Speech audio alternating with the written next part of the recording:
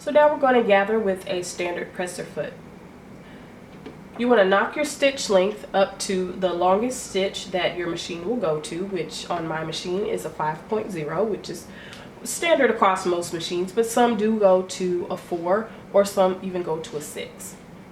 So when you're gathering, you want to gather 1/8 of an inch to 1/4 of an inch within your seam allowance. You don't want to stitch it. So if you're using a 5/8 of an inch seam allowance, you don't want to do your basting stitch for your gathering on the 5/8 of an inch seam allowance, because it could potentially show on the outside of your fabric. What you want to do, so let's say you're using a pattern and your pattern is for 5/8 of an inch, you want to knock it down to about 1/2 inch. And then you're going to sew a basting stitch from point A to point B, wherever your pattern or instructions indicate that you should be gathering. Stay careful to remain on your indicated seam allowance, making sure that you don't waver. You can waver in a little bit, but don't waver out, because floating this way on your fabric when you stitch is going to show on the outside.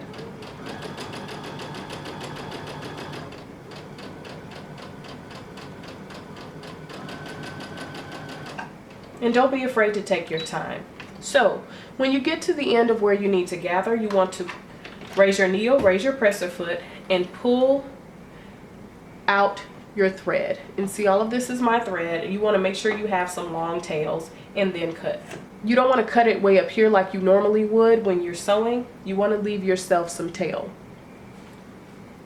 So now I am looking at the wrong side of my fabric. I'm looking at my fabric the way that I just sewed it.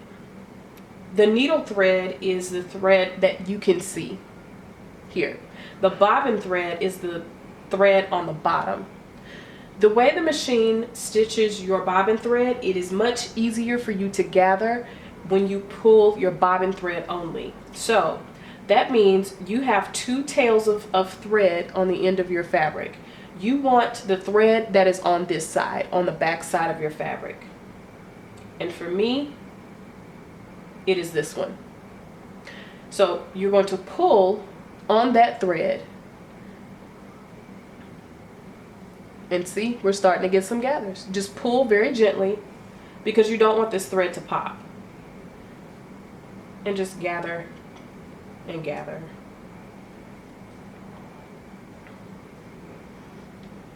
Until you get your desired length.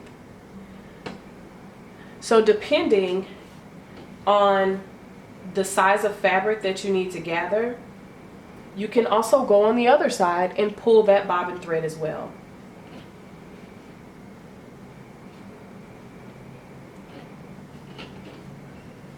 And what you can do from this point is you would just make sure, you would look at your gathers here and make sure that they're evenly distributed for whatever your pattern indicates. And you don't want it to be like smooth on this side and bunched up on this side, right? You want it to be evenly distributed. So you just grab your thread and you just gently distribute that fabric. So once you're satisfied with the distribution of your gathers, I want you to grab the 2 pieces of thread on the end, and I want you to double knot those.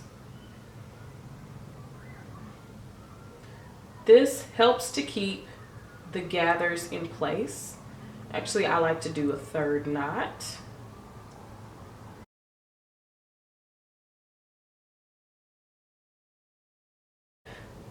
This helps to keep the gathers in place, because once you start to manipulate this fabric and start pinning it and attaching it to other pieces of fabric, then it keeps the gathers from spreading out too much. So it can still move within this small space here, and you will have to probably just kind of keep an eyeball on that, but it won't spread completely out back into the shape that it originally was. So it helps to keep it at least within a manageable boundary. So now the next step is to attach another piece of fabric to it, just to show you an example of what I mean when we want to sew inside of the seam allowance so this basting thread does not show on the outside of the garment.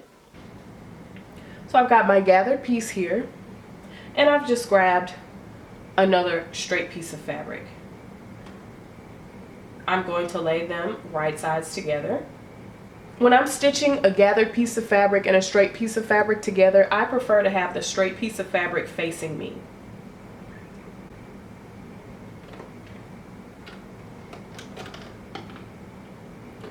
So see here, I'm making sure that my pieces are lined up the way they need to be.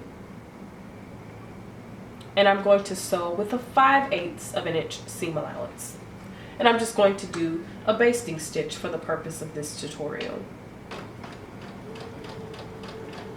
Feel free to pin as you need to.